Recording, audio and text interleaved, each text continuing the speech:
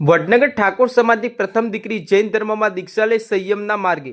વડનગરની દીકરીએ જૈન ધર્મમાં દીક્ષા લઈ સંયમનો માર્ગ અપનાવવાનો નિર્ણય કર્યો છે.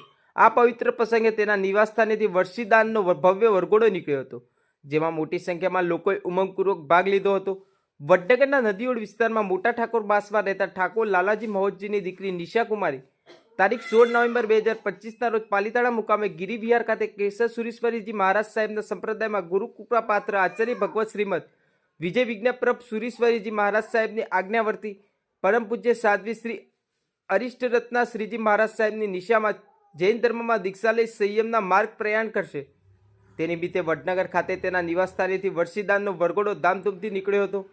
વરઘોડો વડનગરના મુખ્ય રસ્તાઓ પરથી પસાર થઈ ચોટાવાળા જૈન દેરાસર ખાતે પહોંચ્યો હતો, જ્યાં દીક્ષાથી નિશા કુમારીને જૈન સંઘની બહેનો દ્વારા પુષ્પવર્ષા કરીને ઉષ્માનભર્યું સ્વાગત કરવામાં આવ્યું હતું. વરઘોડામાં વડનગર તેમજ આસપાસના વિસ્તારોમાંથી મોટી સંખ્યામાં લોકોએ હાજરી આપી હતી. ચોટાળવાળા જૈન દેરાસરની પરિસર દીક્ષાથી અમર રહોના નારાથી ગુંજી ઉઠ્યું હતું. જૈન ધર્મમાં દીક્ષાનો માર્ગ અપનાવવાની પરંપરા અત્યંત શ્રેષ્ઠ અને પ્રાચીન માનવામાં આવે છે, જે આત્મશુદ્ધિ અને સંયમના જીવન તરફ લઈ જાય છે. Online TV news reporter Suresh Thakor સાથે ફારૂક મેમણ ખેરાલુ.